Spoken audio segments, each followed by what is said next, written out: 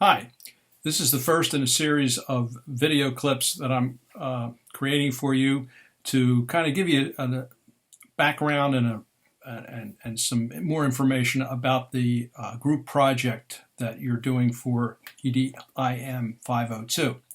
I'm actually speaking to you from my office, but the background of my office is not that interesting. So this is one of the trails that I like to run on in and around Philadelphia. It's Forbidden Drive, in case you're familiar with the area.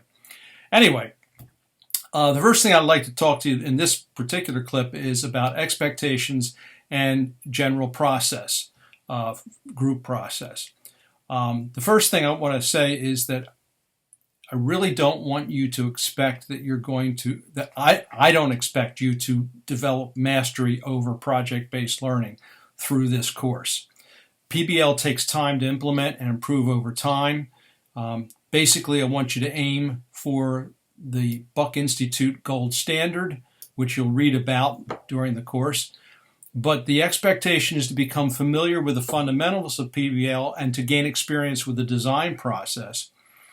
And as a group, produce a single product that's similar to what groups of students would be doing during a PBL unit. So you're going to get some experience in the design phase of this, but also in the group process aspect of it to kind of get a little bit of empathy for what your students are going to go through. As a group and individually, the skills and knowledge you gain during the course will in many ways depend upon your prior experience and understanding of PBL going into the course. So each of you, it may be a little bit different for each of you. My practice as far as grading is to award points for assignments based on the rubrics provided in the course, but I allow you to regain any points deducted subsequently through revision process. And that is not necessarily restricted to just that next week, as long as it gets done before the end of the course. I will provide feedback for any points deducted that should guide any of your revision work, and then you can revise for full credit at any time until the end of the course. As far as process goes, this is a little bit unique in terms of working as a group on a group project, especially at long distance.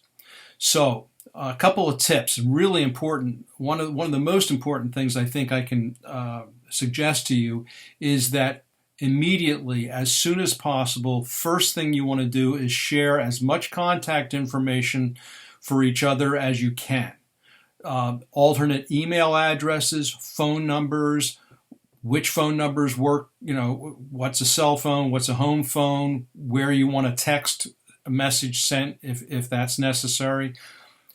Make sure that you have multiple means of getting in touch with one another and keep in touch with each other. That's the key to making this successful, is to keep the lines of communication open. I strongly suggest that you plan to meet as a group at least one or two more times after your initial meeting with me online.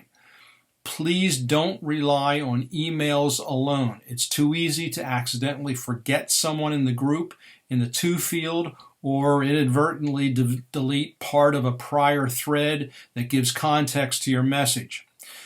There's a threaded discussion component requirement in the Wikispaces tool that begins in week 3.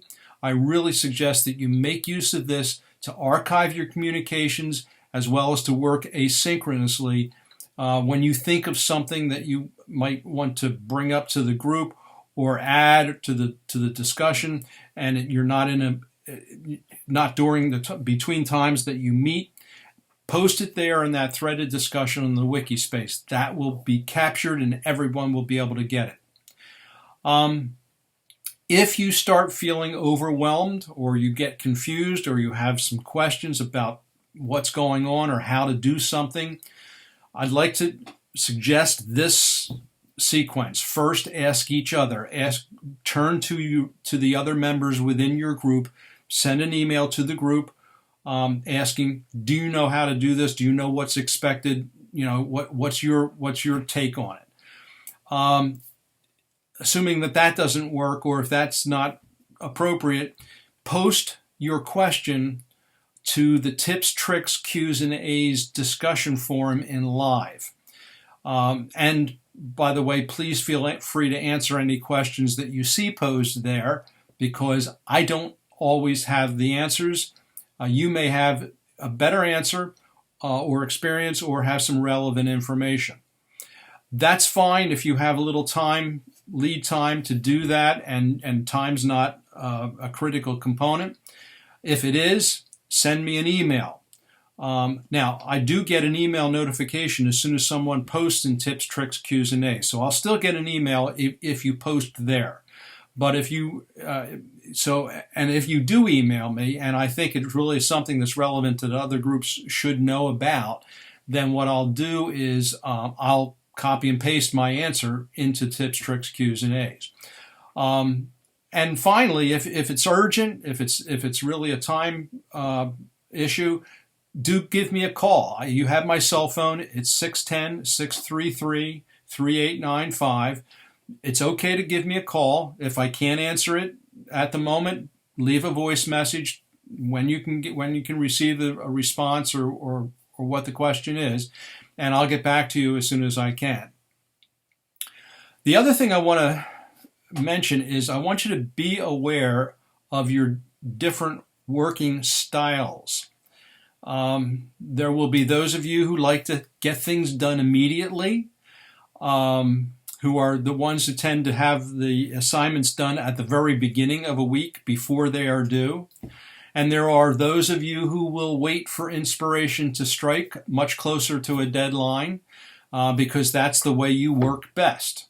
Or you need time to think things through and come up with your take on it. You're going to need to accommodate each other, each of those extremes, and people in between. You're going to be working together. I want the former to resist the urge to do everything before anyone else has the chance. And I want the person who maybe not procrastinates, but takes more time to think about things, to contribute sooner than you might otherwise do on your own. Make a point of doing that. So try to accommodate each other. For another example, some people are very vocal and readily take charge, but you're going to need to be sure that those who tend to sit back and listen are drawn out and given an opportunity to have their ideas expressed. The former may not be the best person to lead the group. If you have a designated group leader, their primary role should be to ensure that everybody contributes and has a significant role. It's really important to think and listen to each other. If any of you have done any choral music work, you know that you have to listen to each other to really have good harmony. Now, that's the same way with a group project effort. You need to listen and be aware of everybody else's working styles. And you also need to accommodate each other. So those of you who tend to get things done early, be careful. Hold back a little bit. Those of you who tend to procrastinate or do things at the last minute, don't wait. Get it done a little sooner than you might normally do. Make your deadline sooner than you normally would. Finally, if for any reason something happens to prevent any one of you from contributing your portion of the group work at some particular time, and sometimes life events do interfere in spite of our best efforts and beyond our control, be sure to communicate that quickly and clearly to me and to the others in your group so that everyone understands your situation and can adapt accordingly. Depending upon the situation, I'll help as necessary to find a workaround for you as an individual, or help the group facilitate that. But you may be able to work that out on your own anyway. But the key to all of this is clear, quick, and consistent communication with each other. Don't let things go. Don't make sure that you're talking with each other and communicating with each other as much as possible. Okay? That's it. Bye for now.